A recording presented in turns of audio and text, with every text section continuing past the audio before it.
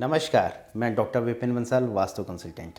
हमारी जो सीरीज़ चल रही है वो सीरीज़ है प्लॉट चयन से लेकर गृह निर्माण तक और गृह निर्माण से लेकर गृह प्रवेश तक। इस सीरीज़ में मैं आपको प्लॉट के चयन से लेकर घर के अंदर शिफ्ट होने तक की सारी बातें आपको अपनी इस सीरीज़ में बता रहा हूँ।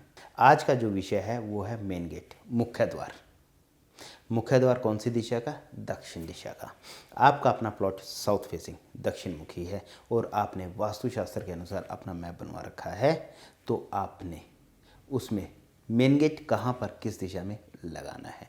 क्योंकि जब भी कोई भी मैप बनाया जाता है तो सबसे पहले मेन गेट के बारे में विचार किया जाता है कि मेन गेट किस दिशा में लगेगा, और उसके बाद फिर अंदर के स्ट्रक्चर की डिज़ाइनिंग होती है कि कहाँ किस दिशा में किचन आएगी, किस दिशा में मास्टर बेडरूम आएगा और किस दिशा में दूसरा बेडरूम आएगा, कहाँ पर ड्राइंग रूम आएगा और कहाँ पर लिविंग एरिया आएगा।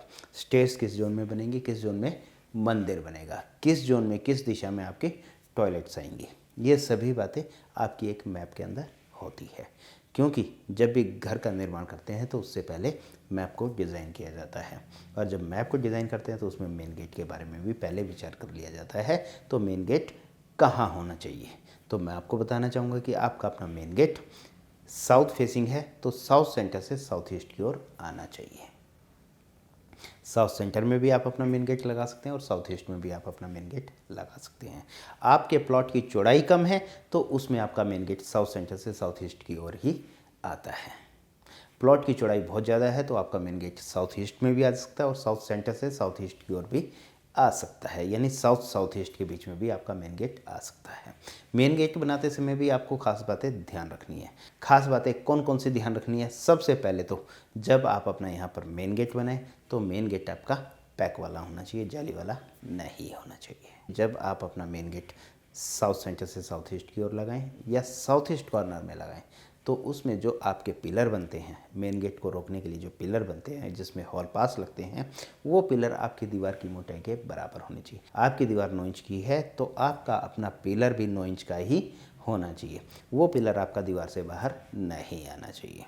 वास्तुशास्त्र के अनुसार साउथ ईस्ट के भाग में यदि पिलर थोड़ा सा मोटा भी हो जाता तो ज़्यादा घबराने वाली बात नहीं होती, लेकिन फिर भी कोशिश करनी चाहिए मेन गेट का जो पिलर है वो आपकी दीवार की मोटाई के बराबर ही होना चाहिए। आपकी दीवार 9 इंच की है तो पिलर भी 9 इंच का बने, और आपकी दीवार 13 इंच की है तो पिलर भी 13 इंच का बनेगा। आपका पिलर अंदर की ओर या बाहर गली की ओर निकला हुआ नहीं होना चाहिए। मेन गेट आपका पैक वाला होना चाहिए। मेन गेट की जो हाइट है, जो ऊंचाई है, वो आपकी पिलर के बराबर होनी चाहिए और पिलर की हाइट आपकी बाउंड्री वॉल के बराबर होनी चाहिए। इन बातों का आपको खास तौर पर ध्यान रखना है, और मेन गेट आपका बिल्कुल इस तरीके से लगना चाहिए कि पल्ले आपस में ना टकराए। कई बार क्या होता है कि मेन गेट जब लगाते हैं तो उनके पल्ले जब आपस में टच करते हैं तो वो आपस में टकरा जाते हैं, तो कोशिश करें कि उसके अंदर हल्का सा गैप जरूर रखें, पल्ले आपस में ना बजे। मेन गेट लगाते समय, मुख्य द्वार लगाते समय ध्यान रखना है मेन गेट मुख्य द्वार आगे की ओर यानी बाहर की ओर या अंदर की ओर झुका हुआ भी नहीं होना चाहिए। मेन गेट के अंदर डिज़ाइन में क्रॉसिंग नहीं आनी चाहिए, मल्टीप्लाई का निशान नहीं आना चाहिए, यानी क्रॉस के जैसे निशान बना देते हैं वो चीज़ें नहीं होनी चाहिए। यहाँ पर आपने ध्यान रखना है कि आपका जो मेन गेट है वो स्टील का नहीं आना चाहिए। वैसे तो आजकल हर घर के अंदर स्टील के मेन गेट लगते हैं। वास्तुशास्त्र के अनुसार दक्षिण के भाग में, साउथ ईस्ट के भाग में स्टील का गेट अच्छा नहीं माना जाता है, क्योंकि स्टील का जो कलर होता है वो मेटल एलिमेंट से संबंध रखता है, और दक्षिण दिशा में जब भी मेटल एलिमेंट आता है तो वास्तु दोष बन जाता है, जिसके कारण फाइनेंस लॉस होने के कारण बनते हैं।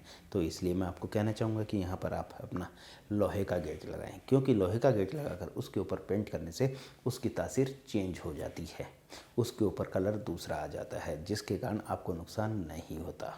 जो बातें मैंने आपको दक्षिण मुखी मेन गेट के बारे में, साउथ फेसिंग मेन गेट के बारे में बताई है, मुख्य द्वार के बारे में बताई है, इन बातों को आपने खास तौर पर ध्यान रखना है। और मैं अपनी इस सीरीज़ में हर एक पॉइंट को कवर करके चल रहा हूं ताकि आप अपना भवन बनाएं तो आपका कोई भी पॉइंट मिस ना हो। आप अपनी किसी भी साइट के प्रति हमसे ऑनलाइन सलाह लेना चाहते हैं तो आप हमसे ऑनलाइन सलाह भी ले सकते हैं, और आप हमारे यहाँ से अपनी किसी भी साइट का मैप बनवाना चाहते हैं तो आप हमारे यहाँ से वास्तुशास्त्र के अनुसार मैप भी बनवा सकते हैं। आप अपनी साइट पर साइट विज़िट के लिए हमें इनवाइट करना चाहते हैं तो आप हमें साइट विज़िट के लिए भी इनवाइट कर सकते हैं। हमारे पिताजी द्वारा लिखित प्रथम पुस्तक लक्ष्मी प्रवेश कैसे हो, आप इसे मंगवाना चाहते हैं तो आप हमारी यह पुस्तक भी मंगवा सकते हैं। हमारी यह पुस्तक आपकी बिल्डिंग को वास्तु दोष मुक्त बनाने में सहायक जरूर होगी। मेरे द्वारा इस वीडियो में दी गई जानकारी यदि आपको अच्छी लगी तो मेरी इस वीडियो को लाइक भी करें, और मेरी इस वीडियो को आप अपने फैमिली और फ्रेंड्स के व्हाट्सएप ग्रुप पर और फेसबुक ग्रुप पर ज़्यादा से ज़्यादा शेयर करें, क्योंकि मैंने जो ये सीरीज़ ली है ये सीरीज़ प्लॉट चेन से लेकर भवन निर्माण तक और भवन निर्माण से लेकर गृह प्रवेश तक ली है। ये सीरीज़ आपके पास कंटिन्यू आए तो इसके लिए आप मेरे चैनल को सब्सक्राइब कर लीजिएगा और साथ में बेल आइकन ज़रूर दबाएं ताकि ये सीरीज़ आपके पास कंटिन्यू आती रहे। इसी तरह इस सीरीज़ के अगले प्रोग्राम में एक और नए विषय पर चर्चा करेंगे। तब तक के लिए नमस्कार।